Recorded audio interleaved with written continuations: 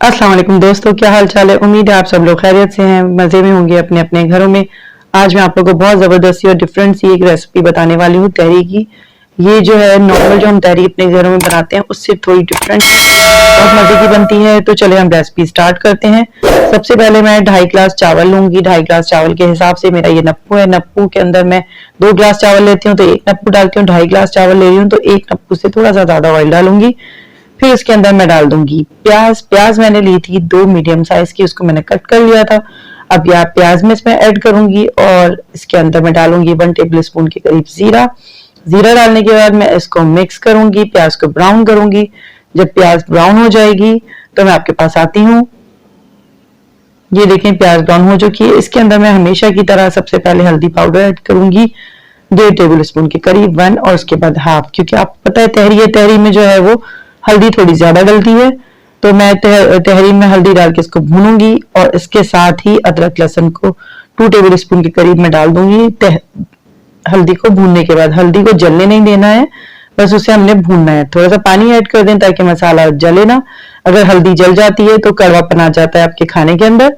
अब इसके अंदर जो मैं डालूंगी 2 टेबल स्पून के करीब बिरयानी मसाला, ठीक है।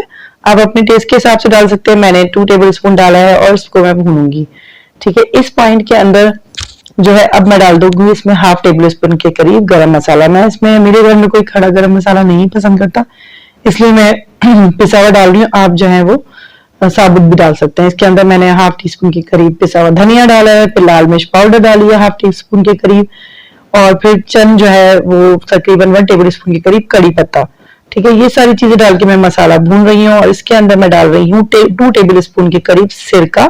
ये ऑप्शनल है और बिरयानी मसाला भी ऑप्शनल है। जिसके आगे मैंने ऑप्शनल लिखा है वो आपकी मर्जी, आप डालें चाहे ना डालें, लेकिन मैं इस तरह से डाल के बनाती हूँ, बहुत मजे की बनती है। तो ये डिफरेंट सी बनती है, ठीक है।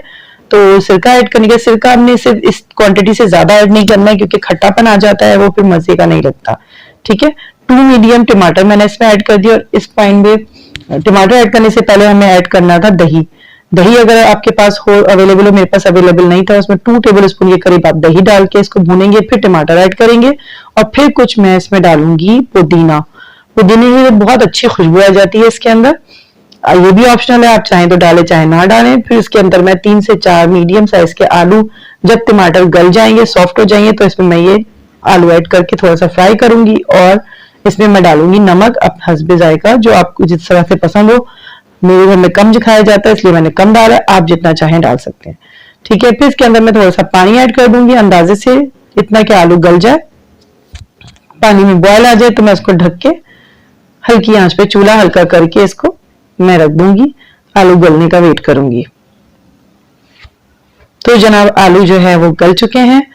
और हमेशा की मैंने आपको जो इस तरह से बताया था कि 2.5 गिलास मैंने चावल लिए थे, उसको मैंने धो के अच्छी तरह से उसको भिगो दिया था। वो ये चावल अब मैं इसको इसमें ऐड करूंगी, ठीक है। लेकिन अगर आप जो है वो 2.5 गिलास चावल ले रहे हैं तो इसमें आप जो पानी ऐड करेंगी वो समझ ली 1 इंच ऊपर होना चाहिए पानी चावलों से, ठीक है। ये इसका अंदाजा होता है 1 इंच ऊपर पानी का, ठीक है। ये देखिए मैं पानी ऐड कर रही हूँ। इसके बाद इसके अंदर मैंने देखा था 1 इंच पानी ऊपर रखा था। अब ये थोड़ा सा मैं पकने दूंगी। चावल जब पक जाएंगे, थोड़ा सा पानी रह जाएगा, तो फिर मैं इसको दम पे लगाऊंगी। दम पे लगाने से पहले इसके अंदर मैं ऐड करूंगी पुदीना थोड़े से, और थोड़ा सा पुदीना और थोड़ी सी हरी मिर्च, ठीक है। ये ऐड करने के बाद मैं इसको दम पे रख दूंगी। अभी इस पॉइंट पे मैं इसको चावलों को दम पे रखूंगी।